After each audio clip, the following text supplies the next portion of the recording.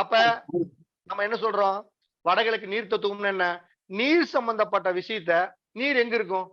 என்ன ஒண்ணு மாலத்துல இருந்து பெய்யும், அது எப்பயாச்சும் தான் பெய்யும். ஆனா குழி வெட்டினா தண்ணி வருமல்ல. அப்ப குழிக்குள்ள தண்ணி, குழி வெட்டினா தண்ணி. அப்ப என்ன பண்ணலாம்? ஒரு கிணறு, ஒரு போரு, ஒரு தண்ணி தொட்டி, தண்ணி தேக்கி வைக்கக்கூடிய இடம், இது எல்லாமே இந்த வடக்கு கிழக்கு வடகிழக்கு இந்த இடத்துக்குள்ளதான் இதை அமைக்கணுமே தவிர, இந்த நீரை கொண்டாந்து இந்த நெருப்புலயோ இந்த காத்துலயோ இந்த நிலத்திலயோ இப்படி அமைக்கவே கூடாது. இப்படி அமைச்சா அது அப்படியே ஆப்போசிட்டா முரண்பாடா செயல்படும். நல்ல நெருப்பு வந்து திகு திகுன்னு எரியுது. அது எரியணுங்கிறதுக்காக தான் வச்சிருக்கிறாங்க. அதுதான் வந்து ஒரு வீட்டுல விளக்கு பருத்தி வைக்கிறோம். அது என்ன வீட்டுல நல்லா எரியணுங்கிறதுக்காக வைக்கிறோம்.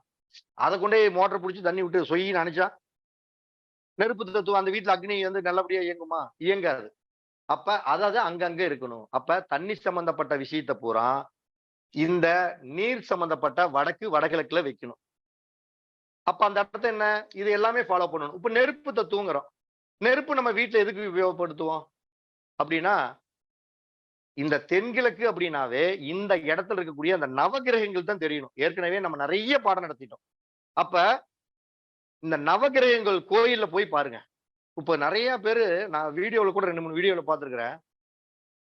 தென்கிழக்குக்கு வந்து நம்ம சந்திரன் சொன்னா அவன் புதன்கிறான் ஒருத்தன். வடகிழக்குக்கு நம்ம புதன்னா அவங்க குருங்கிறாங்க.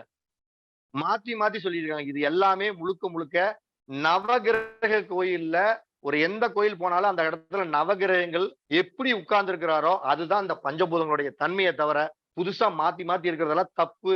நீங்க நல்லா புரிஞ்சுக்குங்க.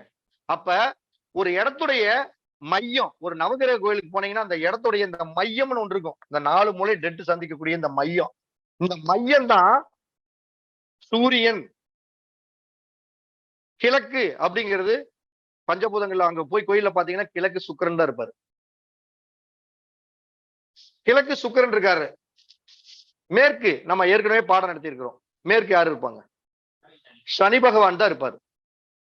அதே தெற்கு பக்கம் வந்தீங்கன்னு வச்சுக்கோங்க, அங்க யார் இருப்பாங்க? செவ்வாய் பகவான் தான் இருப்பாரு. இப்ப வடக்கு பக்கம் போறோம். வடக்கு பக்கம் யார் இருப்பாரு? குரு பகவான் தான் இருப்பாரு.